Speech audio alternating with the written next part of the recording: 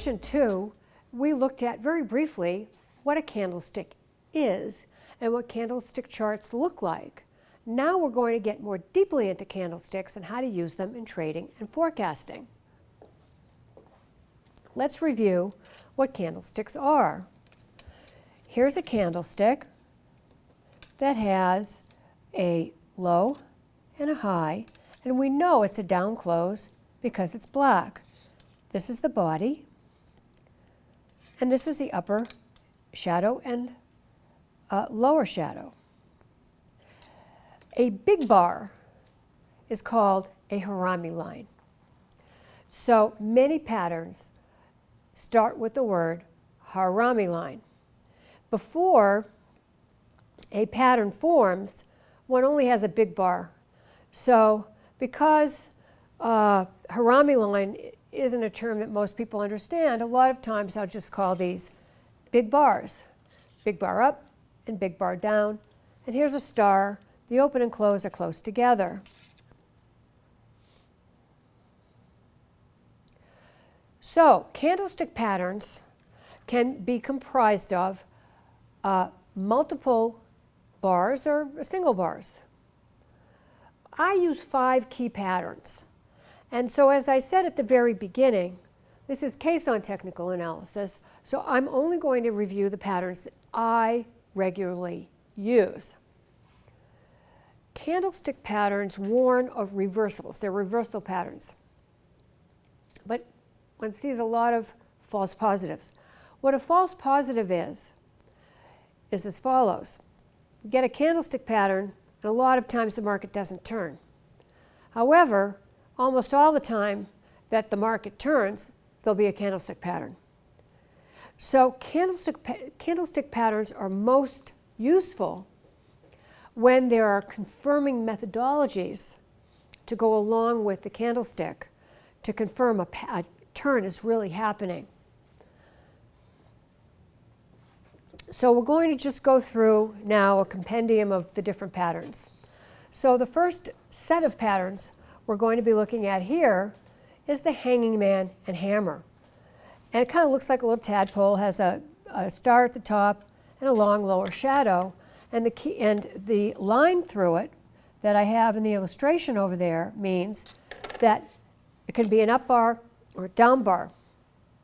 The important thing about a candlestick is that the open and close are close together, so it's irrelevant as to whether or not it's an up or down bar, because what's significant is that the open and close relationship isn't significant. They're close together. At the top of a market, the pattern is called a hanging man, and at the bottom of the market, it's called a hammer. And these illustrations show the hanging man and the hammer in isolation. But in reality, many patterns that include stars have stars, which are either a hanging man or a hammer. Here's a hanging man at the top of the market and a hammer at the bottom.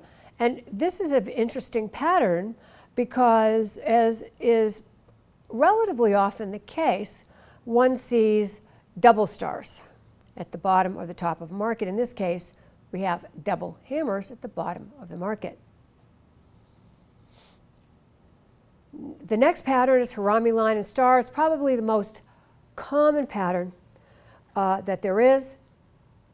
At the top of the market, we have a harami line, an up harami line. And in an up market, there needs to be an up harami line. And what's interesting here is one could make the case for this pattern having 3 stars. But in any case, the pattern that I have circled is on its own a harami line and star. At the bottom, we have a bearish harami line and a bullish pattern in the harami line and star. And again, you can make the case for that star being a hammer. As I said, that's often the case. Harami line and star. And you can see that the body of the candlestick is inside the body of the harami line. Here again, the body of the candlestick is inside the body of the harami line. Next is the evening and morning star.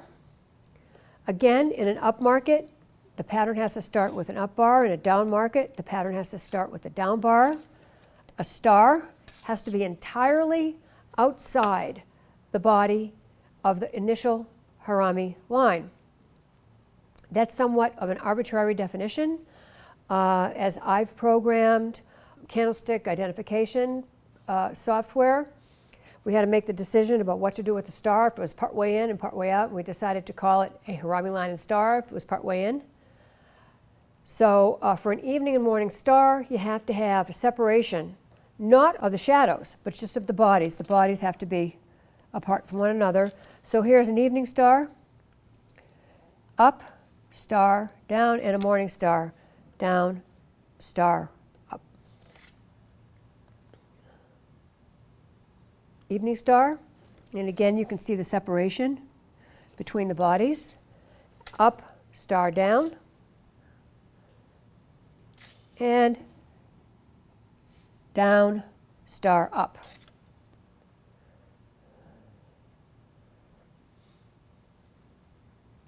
Next we have the dark cloud cover and the bullish piercing pattern. As you can see at the top of the market, again, you always start the pattern with a big bar that goes in the direction of the trend. A dark cloud cover starts above, the body starts above the previous body, the open is above the previous close, and ideally it closes below the midpoint of the up harami line. Here we have a down harami line and then an up bar closing above the midpoint of the down harami line. We have a dark cloud cover. It opens, in this case, just slightly above, but when I made the charts, I checked all the numbers, so it opens slightly above and closes below the midpoint of the up harami line. Again, starts below and closes above the midpoint, in this case, of the down harami line. We see here a bearish and bullish engulfing pattern. As the name implies, the second bar of the pattern fully engulfs the first bar of the pattern, or the body engulfs the body. So here we have an up harami line, and you can see that the body of the down harami line engulfs the body of the up harami line. And what's interesting here is even though the second bar engulfs the first bar's body, it doesn't have to make a lower low. So it doesn't have to be an outside bar. Even though the body is, you could say, an outside body, the bar itself doesn't have to be an outside bar. Here is a bearish engulfing line, very clear. Engulfs the previous line's body. And a bullish engulfing line. Now we're going to talk about a technique that I've developed, and that's failing, completing, and confirming candlestick patterns. And so this is an application. It's somewhere along the line in the past 25 or 30 years just came to me about candlesticks. And that is to look at where a pattern would be considered complete and how we would know that the pattern is confirmed. I mentioned earlier that there's a lot of false positives with candlesticks. So I've developed this completing and confirming technique, at least directionally, to tell me whether or not a pattern has at least a reasonable probability of being a turning point. So this is how it works. In an up market, if there's a close below the midpoint, then the pattern is said to be complete. If there's a close beyond the previous open, remember this is an up bar, the pattern is said to be confirmed. So here we have a down market. A close over the midpoint is the completion. A close over the previous open is considered a confirmation. Pretty simple technique, but it's extremely, extremely useful. Okay, so let's look at a bunch of patterns here. So this is a Harami line and star. At this point, it completed, and at this point, it confirmed. If you look over, here's the previous bar's open, previous bar's midpoint. Here's a down bar. At this point here, we have a close over the midpoint, but it never confirms. There's, at least to the end of this chart, there's no close over the previous open here.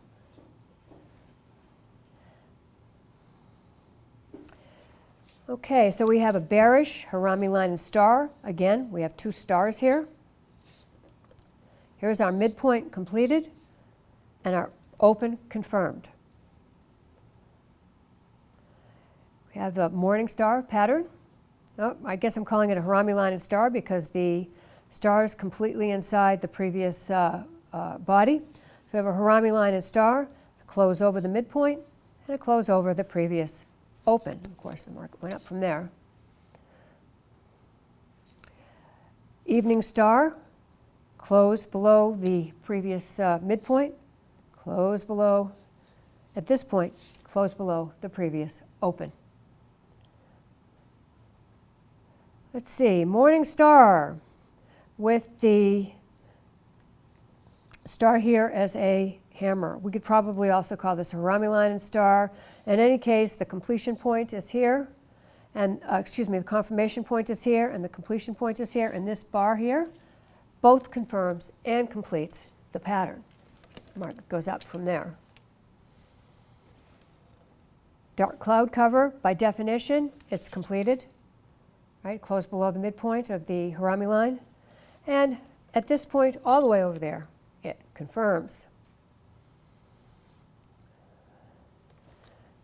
Bullish piercing pattern, completed. And this bar here confirms. All right, so very straightforward, 5 patterns. And we look for the completion and confirmation points, and that really helps us to use the candlesticks, because we're saying that they're reversal patterns, and if they don't reverse, it's no big deal. But but you can watch the completion and confirmation points for a reversal to give you some impetus in the opposite direction. What's a gap? A gap is when the high of a given bar is below the previous low of the earlier bar, or in this case, the low of the bar is above the high. The previous bar leaves a gap on the chart. I use 5 types of gaps that we're going to go over. First, we're going to look at a breakaway gap. Market's coming down, reverses direction, and it jumps over price as it breaks away exuberantly into the opposite direction. It jumps higher after a down move or lower after an up move. Again, it indicates a potential reversal in trend. So here's a Harami line and star and a classic breakaway gap, which is very clear on the chart. Another Harami line and star, this time bullish, and a bullish breakaway gap. Market goes up. Exhaustion gap takes place at the end of the move. It's kind of in an up market, the last up gap, and in the down market, last down gap, or the last breath, so to speak, of an up or a down market. So very clearly, here's an up market, gaps higher, have a bar, often a reversal pattern, and then a turn. It indicates that the trend is exhausted. Classic exhaustion gap. Another one. Nice little star, hammer at the bottom, and technically this could be a morning star. In any case, you have a nice exhaustion gap there right before the bottom of the market. Common gap. Common gap is a gap that doesn't qualify as anything else, and it just doesn't seem to have any reason to be on the chart.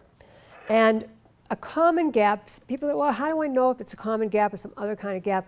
Common gaps are typically filled right away. There's a misapprehension that gaps are always filled. Well, I guess, 100 years go by, a gap might get filled. But in reality, the only gaps that get filled right away are common gaps that don't really happen for any reason. And that's shown to us by the fact that they get filled right away. Here's one, got filled right away. Here's another one, got filled right away.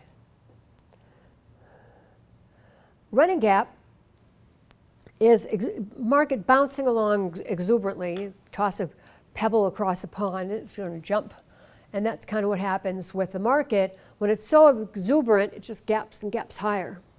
This is another reason why range bars have problems, because these gaps are important and they never show gaps. Let's look at the next slide. Here's a couple of running gaps telling us the market's coming off. And what's interesting here is we don't have a bounce to make it a V bottom, but the first part of this pattern looks like a spike down and is characterized by these running gaps. Here's a couple more. And this is interesting. We have the running gaps coming down, and then a breakaway gap in the opposite direction. And by the way, in 24-hour markets, it's harder to have overnight gaps, and therefore the overnight gaps are more significant, or gaps in general are more significant on 24-hour markets because they don't have natural gaps just by closing and opening the next day. A midpoint gap is, as the name implies, a gap that takes place in the middle of a wave. They offer a methodology for forecasting higher. Just draw, in this case, from the low to the bottom part of the gap, and then you just drag your line up there, and there's your target. And these tend to work quite well. Here's the midpoint gap. Draw a line from high to the bottom of the gap, drag it lower, and here's your target. Midpoint gap here, draw from the low to the bottom of the gap, drag your line higher, and here's your target. And also here's a breakaway gap here, kind of meandered down, boom, went up. And over on the left-hand side of the chart, before the market headed up, there was a little exhaustion gap before a kind of a strange pattern, but started out with a Harami line and star. Okay, so candlesticks and gaps identify potential turning points and tell us whether or not a trend is strengthening or weakening. It helps us to identify support and resistance. The candlestick completion and confirmation points that we looked at earlier are not only very important to seeing what the significance is of a particular candlestick, but they amazingly constitute support and resistance in the market. So if you're using, for example, the completion and confirmation point on a monthly chart, that will be highly significant for the daily. If you're using a confirmation and completion point on the daily, that's going to be highly significant, let's say, for a 20-minute chart. And so we find that they just are fantastic for anticipating a shorter-term support and resistance. And of course, the measuring gap helps to project targets. We want to combine these candlesticks with other techniques because they've got a lot of false positives. It's great to combine them with techniques that don't have false positives. In any case, for now, the completion and confirmation points help us to determine the significance of these patterns.